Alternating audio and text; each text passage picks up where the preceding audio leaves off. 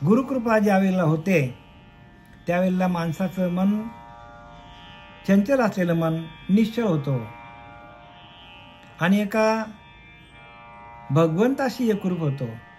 पूजा करता करता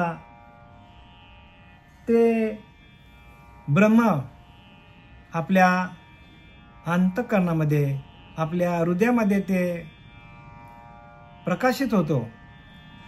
सर्व संतांनी हेच केलेलं बरं का. ध्यान योग म्हणजे ध्यान करता करता, आता हा ध्यान योग प्रजापती ब्रह्मकुमारी यांच्याकडं मोठे मोठे त्यांचे केंद्र आहेत. मोठ्या मोठ्या संतांनी काय करून ठेवलेलं आहे, तर मोठे मोठे केंद्र त्यांनी स्थापित केलेले आहे आणि त्या केंद्रामध्ये त्यांनी वार ठरवून दिलेले आहेत आणि त्या वाराला तेथे जाऊन ते ध्यान करतात.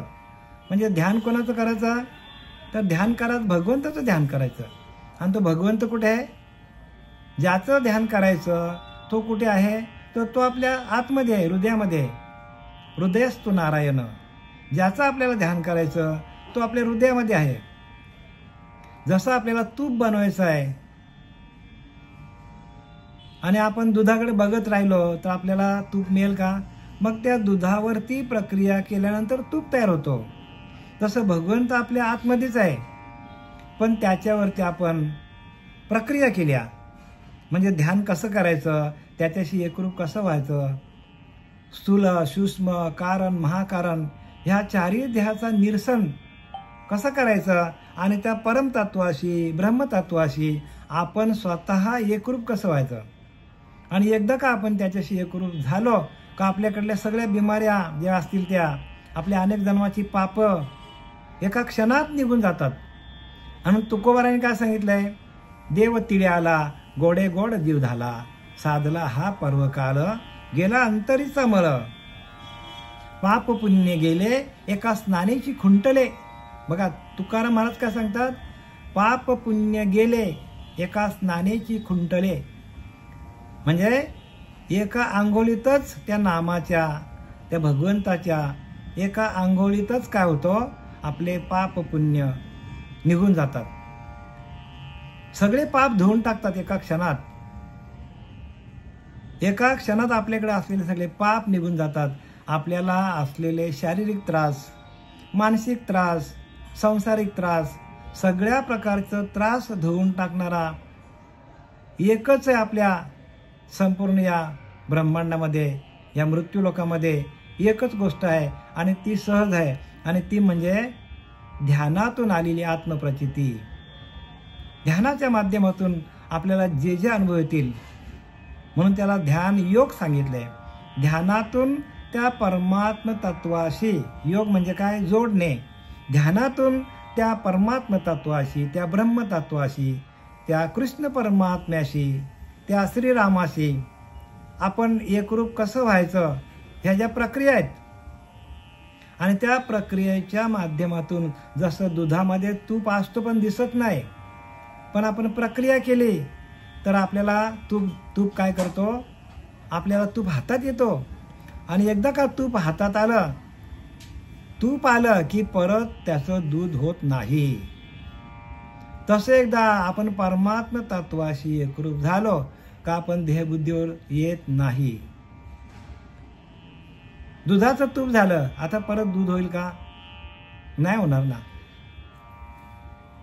उसातून निघालेल्या रसातून साखर तयार झाली, आता परत रस उसामध्ये जाईल का, परत ऊस तयार होईल का, उसामध्ये रस तयार होईल का, तसा नाही होणार. तसं एकदा आपण आपल्याच आत्म्याशी एकरूप झालो आणि आपण त्या परब्रह्माशी एकरूप झालो तर आपण देहबुद्धीवर येत नाही. देहबुद्धी अजिबात आपल्याकडं निघून जाते देहबुद्धी. आणि म्हणून संत रामदासांनी लिहिले, काय लिहिलंय की बघा संत रामदास काय सांगतात, जया अंतरी भगवंत अचल राहिला निवांत.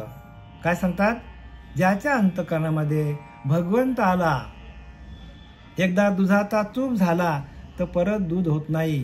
जया अंतरी भगवंत, ज्याच्या अंतःकरणामध्ये भगवंताची आत्मानुभूती आली, जया अंतरी, ज्याच्या आतमध्ये, अंतःकरणामध्ये, हृदयामध्ये भगवंत आला, अचल राहिला निवांत, तो शांत होतो, निवांत होतो, एकांतात जातो. एकांताचे सुख, एकांतामध्ये सुख आहे. सुख तुम्हाला संसारामध्ये नाहीये आणि प्रपंचामध्ये अजिबातच नाही. का? तर आपण चंचल आहोत. म्हणून आपली चंचलता निघून जाऊन आपण स्थिर कसं होऊ? निश्चल होणं हे येथेच सुख आहे. म्हणून जया अंतरी भगवंत, अचल राहिला निवांत. म्हणजे जे न चालणारं निवांत म्हणजे शांतपण, न चालणारी शांती आपल्याकडे येते. जया अंतरी भगवंत, जो आपल्या अंतरीच्या अंतरात्म्याशी, अंतरीच्या भगवंताशी एकरूप झाल्यानंतर अचल राहिला निवांत. अजिबात त्याचं मन चंचल राहत नाही, स्थिर होतो. ध्यानाच्या माध्यमातून स्थिर होतो. अचल राहिला निवांत म्हणजे शांत. मग अशी अवस्था झाल्यानंतर त्या साधकाची, त्या सिद्ध पुरुषाची पुढच्या ओळीत रामदास स्वामी सांगतात, तो स्वभावे जे बोलत ते ब्रह्मनिरूपण. काय सांगतात? मग तो सिद्ध पुरुष, तो साधक स्वभावताच जे जे बोलेल, स्वभावताच त्याच्या मुखातून जे जी वाक्य निघेल,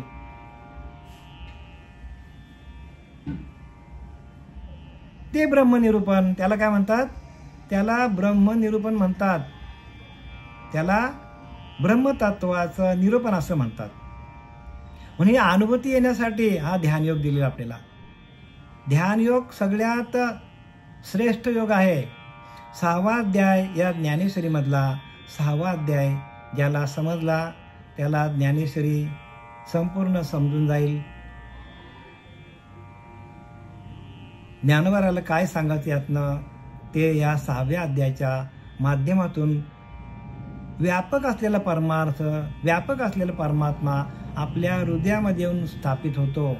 आणि म्हणून समर्थ रामदासाने लिहिले, जया अंतरी भगवंत, अचल राहिला निवांत, तो स्वभावे जे बोलत ते ब्रह्मनिरूपण. स्वभावतः जे बोलत ते ब्रह्मनिरूपण आहे.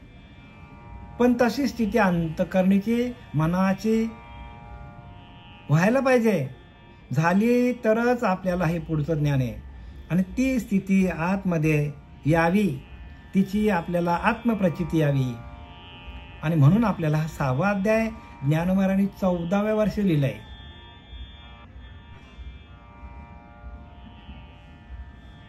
आणि आपल्याला काय करायचं आता?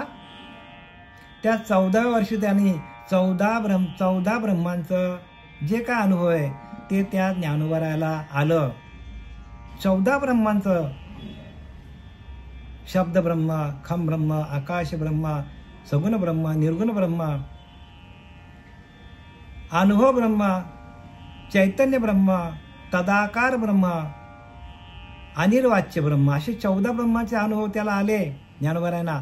आणि म्हणून काय केलं त्याने? तर 14 ब्रह्माचा अनुभव आल्यामुळे त्यांनी आपल्याला 6वा अध्याय लिहिलेला आहे.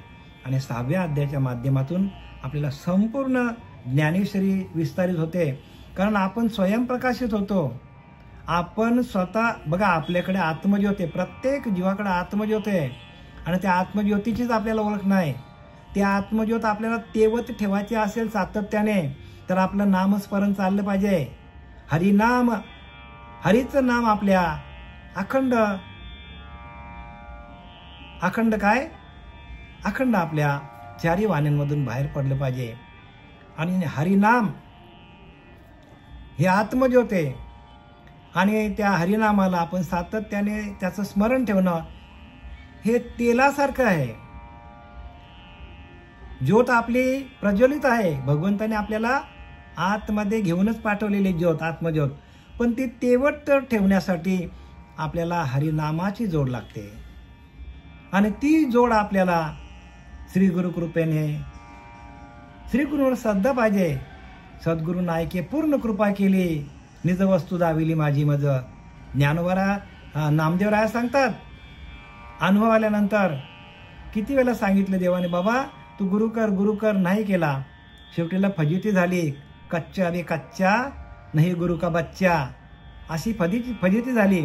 आणि धावत गेला भगवंताकडं. भगवंताने सांगितलं, अरे नाम्या येडा झालास का, तुला सांगितलं गुरु कर. नाही म्हणतो, देवा तू माझ्या जवळ आहेस ना, मला दिसतो, माझ्या कीर्तनात नाचतो, हसतो, गातो, कीर्तनात नाचतो, जेवतो माझ्याबरोबर. नाही ना, मी तसा दिसून तुला चालणार नाही, तुला गुरुला शरण जावं लागेल, कारण मी निर्गुण आहे, निराकार आहे. जरी तुला दिसत असलं, तुझं पूर्वपुण्याय आहे म्हणून दिसतो, पण मी निर्गुण निराकारच आहे. मग तो नामदेवराया श्रीगुरूंकडे गेल्यानंतर त्याला अनुभव आला आणि मग त्याने लिहिले, श्री गुरुनायकी पूर्ण कृपा केली माझ्यावर, संपूर्ण 100% कृपा केली. डोक्यावर हात ठेवल्या भगवंताचं दर्शन झालं नामदेवरायांना. निज वस्तू दाविली माझी म्हणजे माझ्या आत्मस्वरूपाची, माझा आत्मा हाच ईश्वर आहे, माझ्या आत्मध्ये जी वस्तू आहे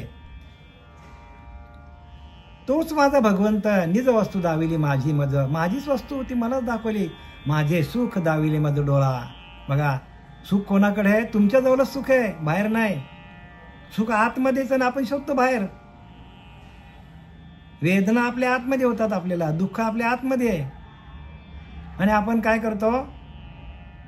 दुःखाचं निरसन करण्यासाठी इकडे जा, तिकडे जा, ह्या डॉक्टरकडे जा, त्या डॉक्टरकडे जा, अमुककडे जा, तमुककडे जा. जाऊ नये अशातली वार्ता नाही बरं का, जायला पाहिजे.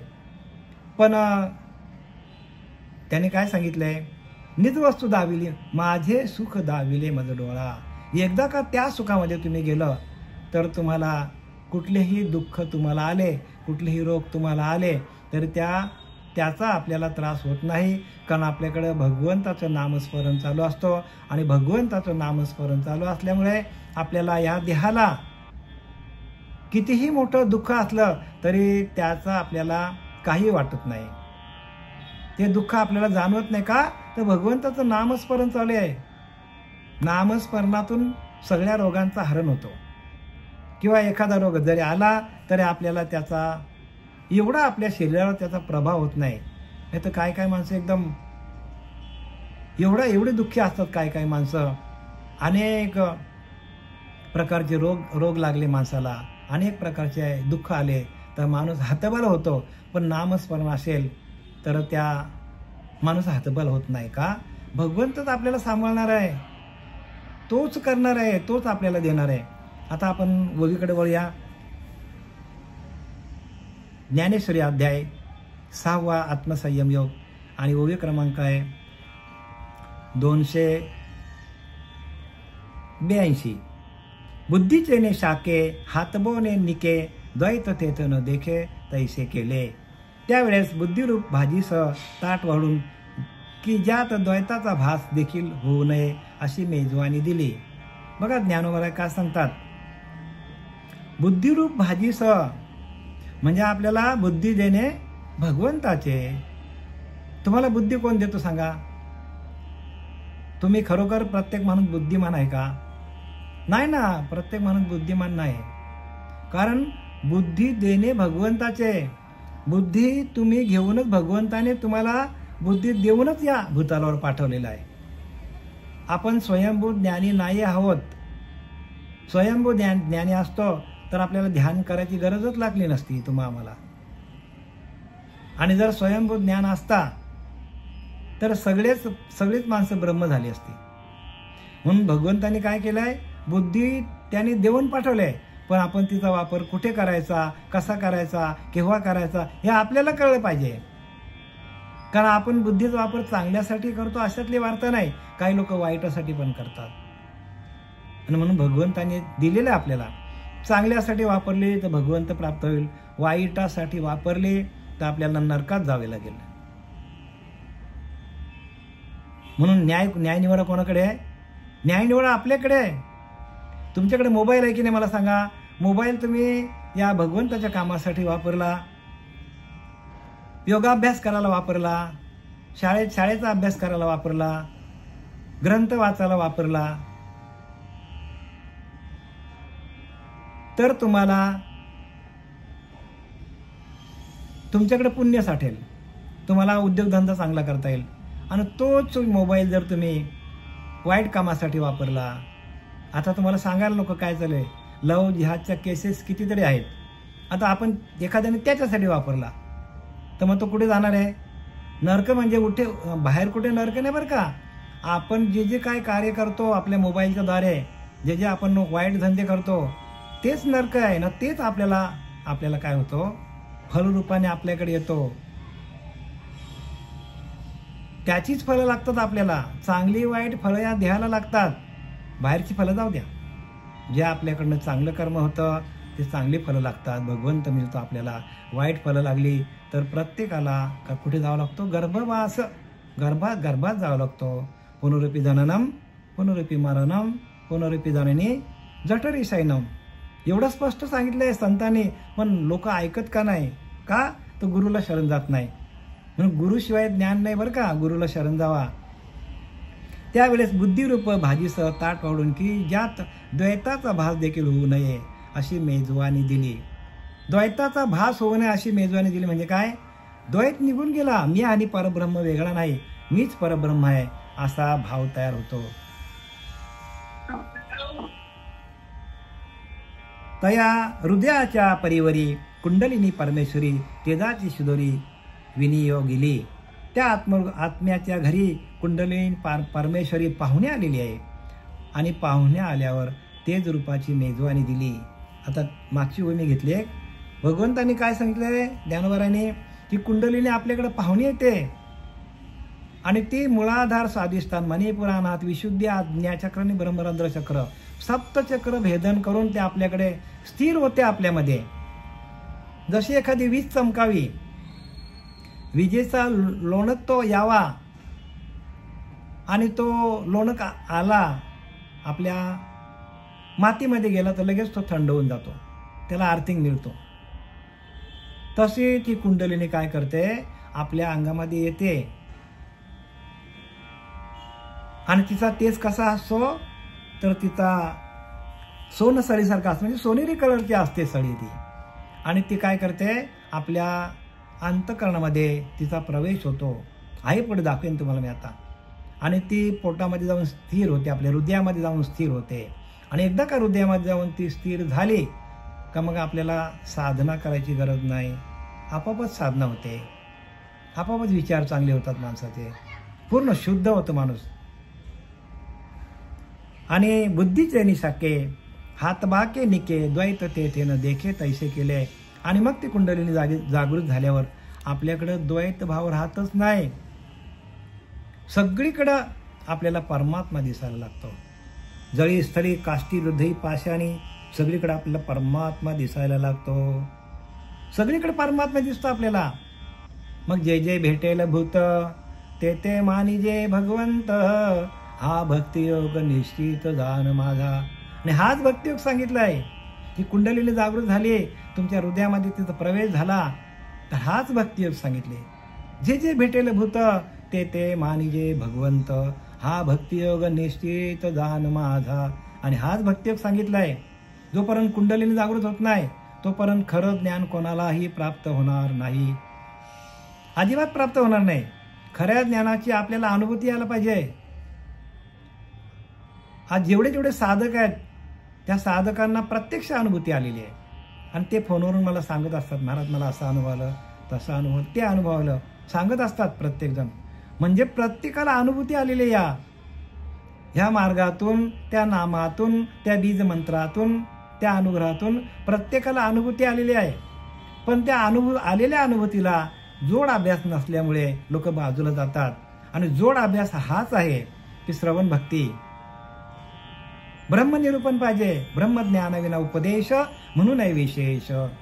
ब्रह्मज्ञानाचा उपदेश पाहिजे हो. आपण झाड लावलं की नाही, झाडाला आपण पाणीच घातलं नाही, तसं हे पाणी घालण्याचं काम आम्ही तुम्हाला करतो 8 ते 9.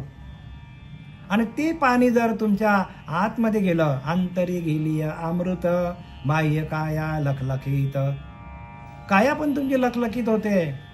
अंतरी गेली अमृत बाह्य काया लखलखित, लखलखित होतो माणूस.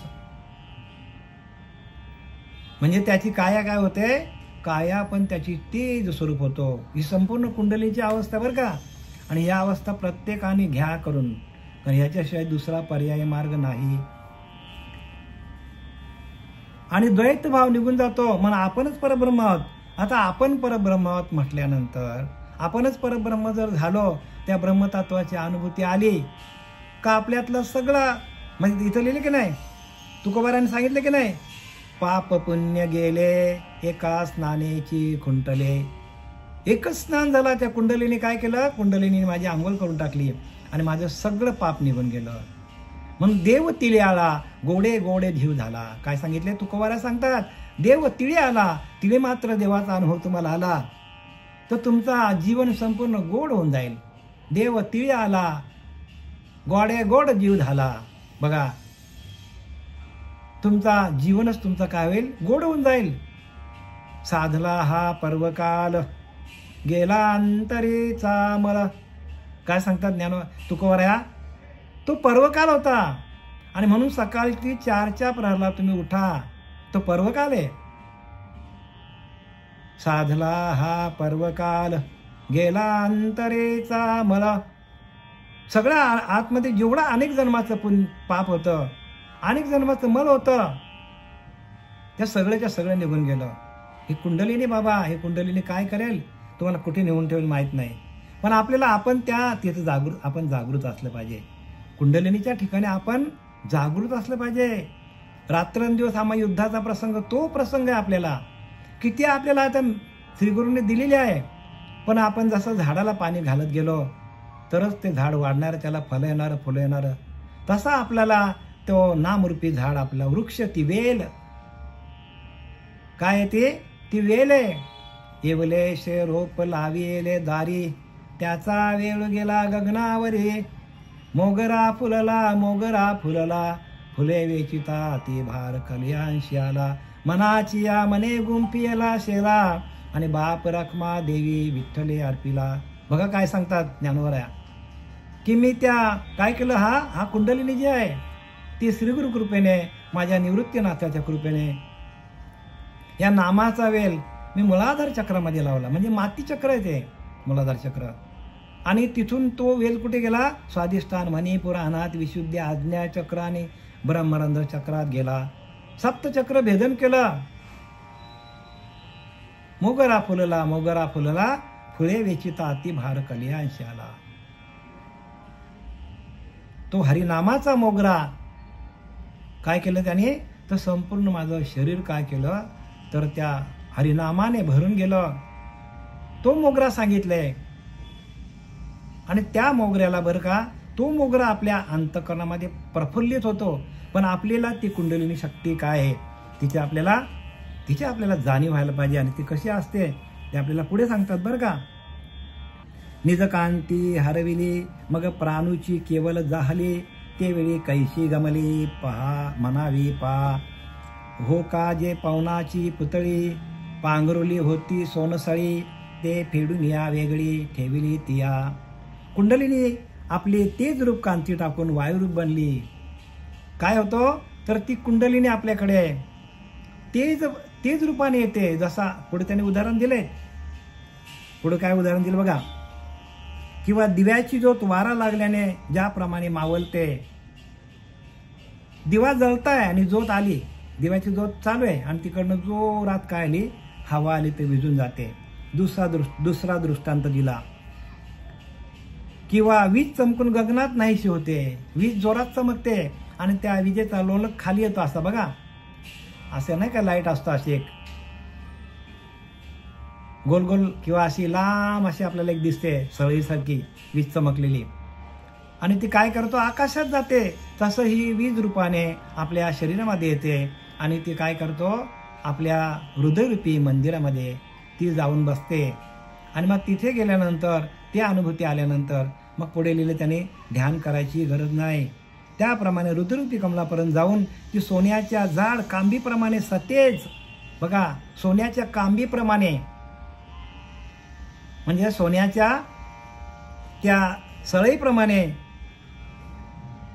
सतेज किंवा तेज रूप पाण्याच्या झऱ्यान वाहत आलेली दिसते. आणि ती काय करते, तर ते आपल्या शरीरामध्ये प्रवेश करते आतमध्ये आणि ती सोन्यासारखी चकचक करते आणि ते आपले काय करते, शरीरामध्ये प्रवेश करतो आणि हृदयामध्ये जाऊन ती स्थिर होते. म्हणजे हृदयरूपी आकाशामध्ये जाऊन स्थिर होते. जशी वीज, आपल्या द्वैतातली वीज आपल्याला दिसते बघा, ते आपल्या येते खाली आणि परत ते आकाशामध्ये निघून जाते. तसं आपल्या हृदयरूपी आकाशामध्ये ती जाऊन काय बघा, अनुभव आहेत हा, ज्ञानोबारांचे अनुभव आहेत आणि तुम्हालाही असेच अनुभव येतील या कुंडलिनीच्या द्वारे. प्रत्येकाचे वेगवेगळे अनुभव आहेत.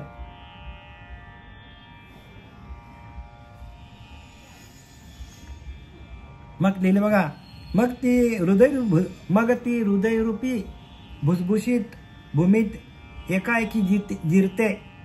म्हणजे आपल्या हृदयरूपी भूमीमध्ये भुसभुशीत आहे आपला हृदय, त्या भुसभुशीत भूमीमध्ये जिरते. तेव्हा कुंडलिनी शक्तीचे रूप शक्तीतच लय होते. ज्या शक्तीतून आले ते शक्तीमध्येच निघून जाते ती. मग त्यानंतर आपल्याला अशा स्थितीत झाल्यावर हिला शक्तीच म्हणायचे, तिला शक्तीच म्हणायचे. एरवी तो खरंच प्राणच होय आणि तो कसा आपला, तीच आपला प्राण आहे.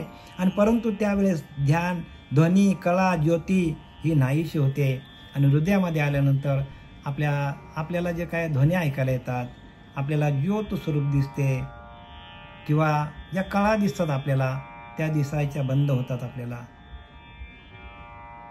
संपूर्ण अनुभव ज्ञानोबारांनी लिहिले याच्यामध्ये. आता ही अनुभूती आहे, ही काही बऱ्याच साधकांना अनुभवाला येते आणि तशी तुम्हाला अनुभवाला येईल. पण आपण ध्यान करायला पाहिजे. कुंडलीने आपली तेजरूप कांती टाकून वायुरूप बनली. बघा कशी बनते, तेज तिथं निघून जातो आणि वायू स्वरूपामध्ये ती आपल्या शरीरामध्ये प्रवेश करते. त्यावेळी ती कशी दिसली काय म्हणाल तर प्रत्यक्ष वाऱ्याची पुतळी म्हणजे वाऱ्याची बाहुली जशी अशी ते आपल्या आतमध्ये जाते. आणि जी सोनसळी होती, म्हणजे आपण लोखंडाची सळी कशी असते तशी पण चमकणारी सोनसळी होती, फेडून तिने एका बाजूस ठेवल्याप्रमाणे दिसली. शरीरामध्ये प्रवेश करते आपल्या ती. ना तरी वायूचेने अंगे झगटली, दीपाची दिठी निवटली, का लखलखोनी हरपली विजू गगनी. किंवा दिव्याची ज्योत वारा लागल्याने ज्याप्रमाणे मावलते. दिव्याची ज्योत काय आहे, ज्योत स्वरूप असते ती. तसा आपला आत्मा स्वरूप पण कसा आहे, ज्योत स्वरूप आहे. आणि तो ज्योत स्वरूप आपला आत्मा, अंतरीचा अंतरात्मा आपल्याला त्या आत्मज्योती स्वरूप प्रत्यक्ष दिसतो आपल्याला. आणि पुढे काय सांगताय, वारा लागल्याने जसा विजून जातो ती ज्योत, तसं आपल्या हृदयामध्ये गेल्यानंतर ती स्थिर होते, म्हणजे शांत होऊन जाते ती. अथवा वीज चमकून गगनात नाहीशी होते किंवा एखादी वीज आहे चमकल्याने गगनामध्ये नाहीशी झाली, तसं आपल्या हृदयरूपी आकाशामध्ये ती काय करते, येऊन आपल्या स्थिर होऊन जाते. तैशी हृदय कमळ वेळी, तैशी हृदय कमळ वेरी, जिजे जैशी सोन्याची सरी, ना तरी प्रकाश जळाची झरी वाहत आली. त्याप्रमाणे हृदयरूपी कमळापर्यंत जाऊन ती सोन्याच्या जाड कांबीसारखी सतेज किंवा तेजरूप पाण्याच्या झऱ्याप्रमाणे वाहत आलेली दिसते. एकतर आपल्याला ती सोनसळीसारखी ती आपल्याकडे हृदयामध्ये आलेली दिसते, किंवा आपल्याला वाहणारा जो पाणी आहे त्या पाण्याचा झरा, त्या झऱ्यामध्ये काय झऱ्यासारखी ती वाहताना दिसते. म्हणजे आपल्याला तशी अनुभूती येते आतमध्ये. जसा झरा कसा वाहतो झलझल, तसा आपल्याला अंतःकरणामध्ये झरा वाहिल्यासारखा आपल्याला प्रत्यक्ष अनुभूती येते त्या कुंडलिनीचा. मग ते हृदय भूमी पोकळे, जिराला का एक वेळे, तैसे शक्तीचे रूप मावळे, शक्तीची माझी. मग ती हृदयरूप भुसभुशीत भूमीत एकाएकी जिरते. कुठे जाते ती, हृदयरूपी भूमीमध्ये, म्हणजे हृदयाच्या आतमध्ये. हृदय कसा आपला आहे बघा, हृदय आपला भुसभुशीत आहे, म्हणजे कसा एकदम नाजूक आहे आपलं हृदय. आणि त्या मग ती हृदयरूप भुसभुशीत भूमीत एकाएकी जिरते, म्हणजे तिचा प्रवेश होतो त्या सोनसळीचा. सोन्यासारखी तेजस्वी असलेली ती सळी त्या सळीचा आपल्या हृदयरूपी भुवनामध्ये प्रवेश होतो, तेव्हा कुंडलिनी शक्तीचे रूप शक्तीतच लय पावते. म्हणजे ती कुंडलिनी शक्ती कशात होते? शक्तीमध्येच विलीन होते. म्हणजे आता मला सांगा, जर ती कुंडलिनी शक्तीच विलय होते, मग शक्ती कोणाकडे आहे? शक्ती कोणाकडे? तर प्रत्येक जीवाकडे शक्ती आहे. ती प्रत्येक जीवाकडे ती शक्ती आहे कुंडलिनी. पण तिची अनुभूती घेण्यासाठी आपल्याला हा मनुष्य देह मिळालेला आहे. मनुष्य देह कशासाठी मिळालेला आहे? तर त्या कुंडलिनी शक्तीची आपल्याला कुंडलिनी शक्ती जागृत करून तिची अनुभूती घेऊन आपण त्या परब्रह्म तत्वामध्ये विलीन होण्याकरता आपल्याला सगळ्या ह्या प्रक्रिया दिलेल्या आहेत. जे काय आपल्याला दिलेले आहेत ज्ञानोबराने, की ज्या तत्वातून आपण आलोय, ज्या शक्तीतून आपण आलोय, त्या शक्तीशी एकरूप होऊन आपल्याला हा ध्येय ठेवता आला पाहिजे. आणि त्यासाठी आपल्याला ही सगळी कुंडलिनी शक्ती दाखवलेली आहे. समजतं ना मी काय बोलतो तुम्हाला? ते जी कुंडलिनी शक्ती जी आहे ती ओरिजिनल प्रत्येक माणसाकडे आहे. पण तिची अनुभूती येण्यासाठी त्यांनी सांगितले अनंत जन्माचं पुण्य जोडे, तरीच नरदेह जोडे. पण मुख्य परमात्मा तुडे अनुभवाशी मुख्य परमात्मा आपल्याला त्या मुख्य कुंडलिनीचे ते कुंडलिनी जगदंबा जे चैतन्य चक्रवर्तीची शोभा, ज्या विश्वबीजाची या कुंभा सावली केली. ज्ञानोबा सांगतात की ती कुंडलिनी जगदंबा आहे आणि तीच जगदंबा आहे. पण आपण तिला रूपक म्हणजे प्रतिबिंबाने आपण तिची पूजा करतो. किंवा एखादी मूर्ती आहे जगदंबेची, त्या मूर्ती स्वरूपाने आपण तिची पूजा करतो. ते कुंडलिनी जगदंबा जय चैतन्य चक्रवर्तीची शोभा कशी आहे? ती चैतन्य स्वरूपामध्ये आहे. जया विश्वबीजाची या कुंभा सावली केली. आणि त्या कुंडलिनीने प्रत्येक जीवावर सावली धरलेली आहे. तुमच्या आमच्यावर सावली त्या कुंडलिनीने धरलेली आहे. ती जर सावली निघून गेली तर आपला देह निघून जाईल. मग ती प्रत्येकाच्या शरीरामध्ये आहे.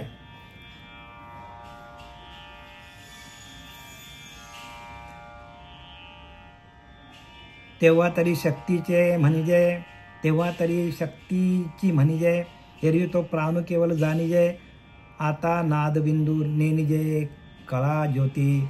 अशा स्थिती झाल्यावर हिला शक्तीच म्हणावयाचे. हिला काय म्हणायचे?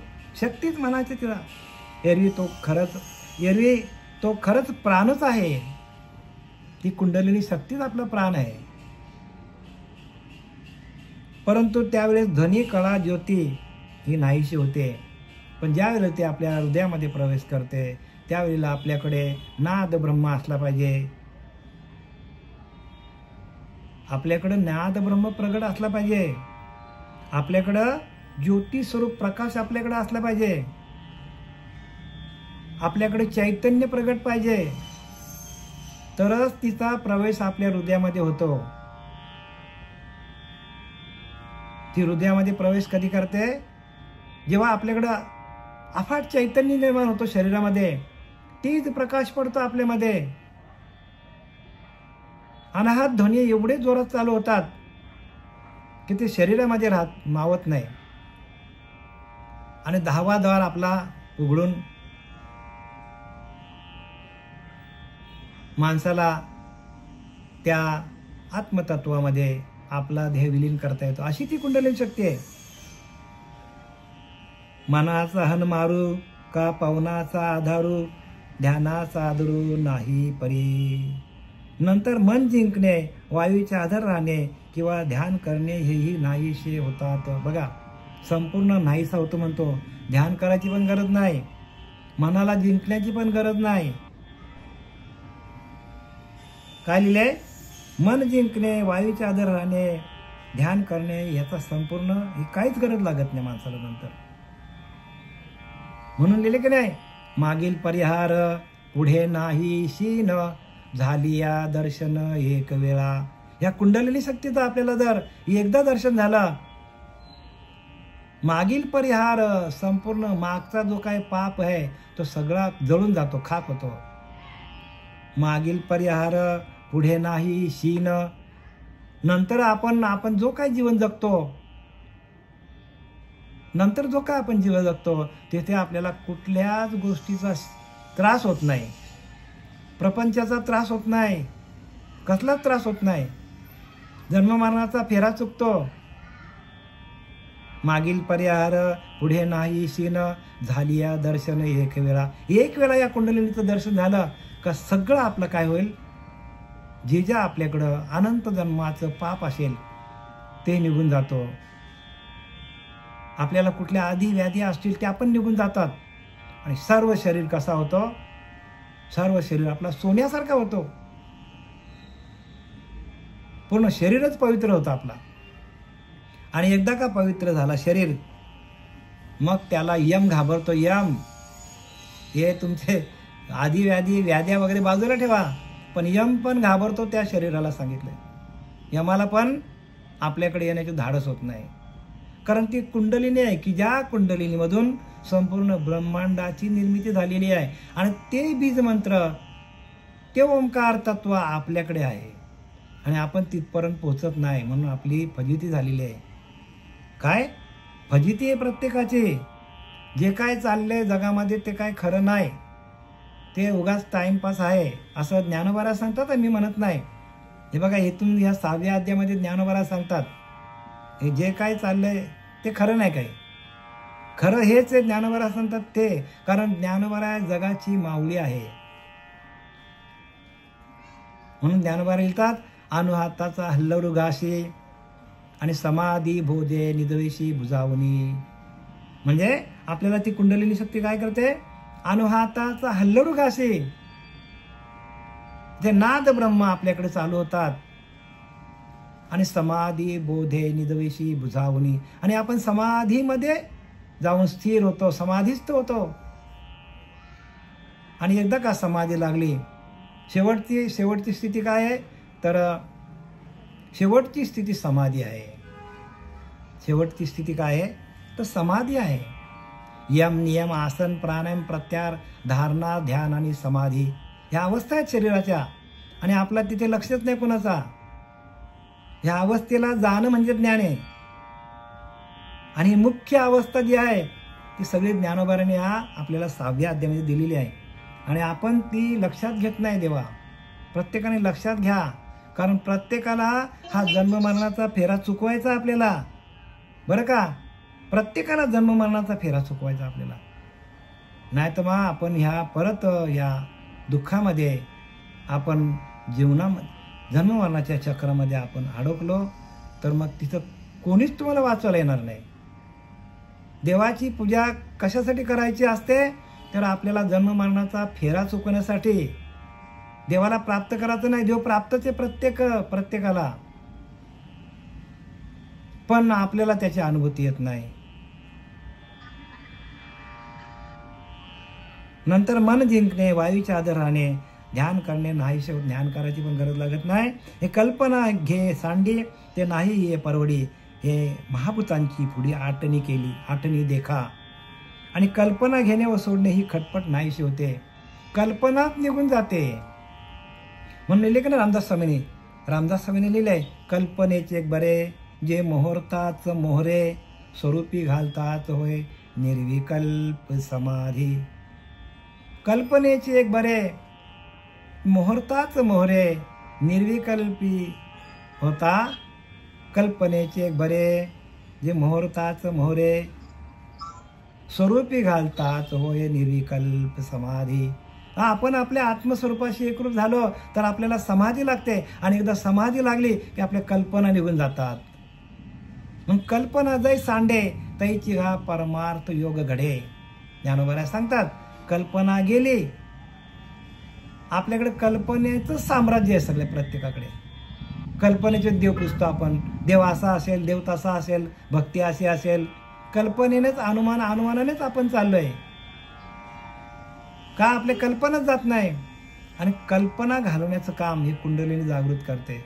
आणि एकदा का कल्पना गेल्या तुका म्हणे मन मुरे मग जे उरे ते तू. म्हणजे तुकाराम महाराज म्हणतात, मनाची धाव संपली, मनाकडे कल्पना गेल्या, संकल्प विकल्प गेले, मग जे उरे ते तू. मग जी अवस्था उरते ते आपला आत्मस्वरूप आहे आणि त्याच्यासाठी आपली कुंडलिनी जागृत पाहिजे. आणि कल्पना घेणे सोडणे ही खटपट नाहीशी होते. असे व्यवहार बंद होतात आणि कुंडलिनी ही केवळ पंचमहाभूते आटण्याची मूस होय. बघा, कुंडलिनी काय आहे की पंचमहाभूते आटण्याची मूस आहे. मूस म्हणजे कसा, तर एक साचा येतो. आता तुम्हाला सांगतो पंचमहाभूते आटण्याची मूस म्हणजे काय, तर आपल्याला रामदास स्वामींनी लिहिले. बघा रामदास स्वामी काय सांगतात,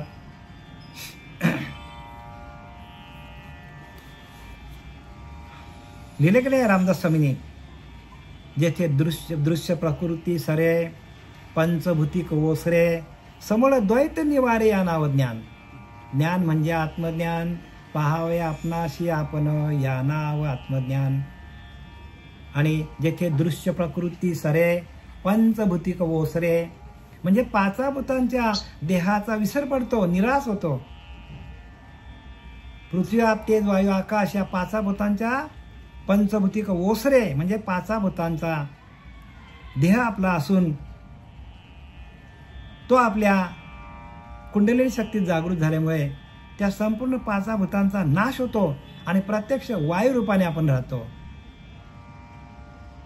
म्हणून तो काय लिहिलंय, दृश्य प्रकृती सरे पंचभूतिक ओसरे समोर द्वैत निवारे या नाव ज्ञान. आणि आपल्याकडला दुजा भाव निघून जातो आणि आपण परमात्मा स्वरूपच आहोत हाच भाव राहतो आपल्याकडे. दुजा भाव निघून जातो. आता कसे आपल्याकडे दोन भाव आहेत, मी वेगळा आणि देव वेगळा. पण ज्या वेळेला कुंडलिनी जागृत होते तेव्हा आपला रोम रोम भजन करतो आणि त्या भजनाच्या अनाथ नादामध्ये आपण गेल्यानंतर आपल्याला ती अनुभूती येते, प्रत्यक्ष अनुभूती येते बरं का. आणि ती अनुभूती घेण्यासाठी आपल्याला हा नरदेह मिळालेला आहे. पिंडे पिंडाचा ग्रासू तो हा नाथ संकेतीचा दंशू परी दावणी गेला उद्देशू महाविष्णू. आता इथे ज्ञानोबा काय सांगतात बघा, शरीराने शरीर नाहीसे करणे, शरीराने शरीराला नाहीसा करता येतो. जसा लोखंडानेच लोखंड कापता येतो, लोहा लोहे को काटता आहे, तसा आपल्याला जन्ममरणाचा फेरा या नरदेहाला येऊनच आपल्याला काय करता येतो, चुकवता येतो. कसा, ज्ञानोबारांनी लिहिले 12 अध्यायामध्ये, येण्याची शरीरे शरीरा येना सरे किंबहुना येर झार चिरा पडे. येण्याची शरीरे शरीरा येणे सरे, ह्या शरीराच्या माध्यमातून आपल्याला जन्ममरणाचा फेरा चुकवता येतो. शरीरा येना सरे किंबहुना येर झार चिरा पडे म्हणजे येणं जाणे बंद होतो. शरीर जसा लोखंडाला लोखंडच कापतो तसा देहाच्या माध्यमातून त्या कुंडलिनीशी एकरूप झाल्यानंतर आपल्याला जन्ममरणाचा फेरा चुकवता येतो. शरीराने शरीर नाहीसे करणे हा योगशास्त्राचा काय आहे, योगशास्त्राचे नाथ जे शंकर त्यांनी केलेला सिद्धांतांचा अभिप्राय आहे. भगवान शंकर सांगतो की शरीरानेच आपल्याला काय करता येतो, ह्या मनुष्य देहाला येऊन शरीराने शरीराचा आपल्याला त्याग करता येतो, म्हणजे भगवंतापर्यंत जाता येतो. म्हणून येण्याची शरीरे शरीराय नसरे किंबहुना येर झार चिरा पडे, ह्या शरीराच्या माध्यमातून आपल्याला जन्ममरणाचा फेरा चुकवता येतो, म्हणजे मायेचा निरसन करता येतो आणि परब्रह्म तत्वाशी एकरूप होता येतो आपल्याला ह्या शरीराच्या माध्यमातून. बरं का, भगवान शंकराने लिहिले याच्यामध्ये योगशास्त्राचे नाव जे शंकर त्यांनी सिद्धांत अभिप्राय मांडलाय. हा भगवान शंकराने हा सिद्धांत मांडलाय आणि त्याच्याप्रमाणे माऊलीने अनुभूती लिहून दिलेली आहे. त्याचा महाविष्णूंनी उद्देश दर्शित केलेला आहे. आणि महाविष्णू म्हणजे भगवान ज्ञानोबराया महाविष्णू, आणि ते ज्ञानोबराया महाविष्णूचा अवतार माझा सखा ज्ञानोबाराया. आणि तो महाविष्णूचा अवतार घेऊन आला ज्ञानोबराया आणि त्यांनी याचं संपूर्ण स्पष्टीकरण दिलेलं आपल्याला. बघा एवढं स्पष्ट लिहिलं याच्यामध्ये. भगवंतानी प्रत्यक्ष ज्ञानोबा भगवंतानी ज्ञानेश्वर माऊली हाच भगवंत आहेत. त्यांनी स्वतः महाविष्णूचा अवतार घेऊन हे सांगायला आलेले आहेत. तरी लोक ते ऐकत नाही. न ऐकती भटकीचे गधडीचे अशा शिव्या घातल्यात संतांनी. आणि केवढं स्पष्ट लिहिले पण कोणाला कळतं हे. आणि म्हणून देवांचा बाजार भरला, शास्त्राचा गलबला झाला. कोण आवरील कोणाला. नको तिकडे लोक चालल्यात. तया धुनिताचे केने सांडूने यथार्थाची घडी झाडूने उपविली म्या जाणूने ग्रही राहित श्रोते. अर्थात ज्ञानोबा सांगतात शेवटच्या ओळीमध्ये बघा, प्रत्यक्ष लक्ष घाला इकडे, बारकाईने लक्ष द्या. शेवटची ओळ आहे आपल्या या 14व्या श्लोकातील शेवटची ओळी काय सांगतात की त्या महाविष्णूच्या संकेताने गाठोडे सोडून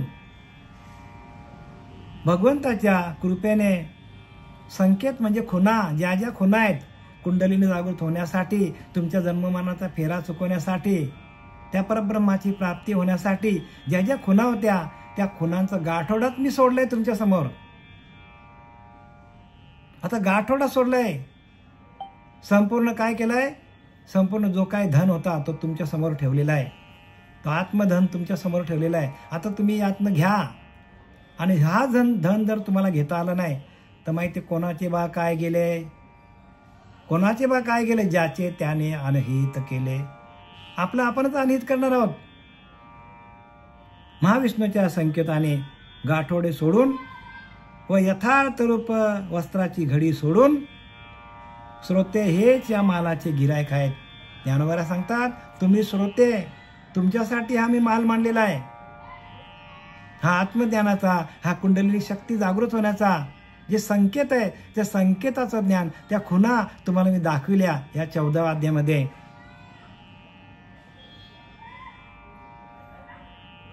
आणि त्या खुणा तुम्हाला दिसतील म्हणून मी काय केला, हा गाठोडे तुमच्या समोर सोडलेला आहे. हा 6व्या अध्यायातला 14वा श्लोक हा काय आहे तर कुंडलिनी जागृत करण्याचा हा गाठोडा बांधलेला होता. तो गाठोडा म्हणजे तुमचं शरीर आहे. शरीर हा गाठोडा आहे. आणि त्या शरीराच्या आतमध्ये काय आहे ते मी तुम्हाला उघड दाखवलं करून. आणि हा गाठोडा प्रत्येकाकडे आहे.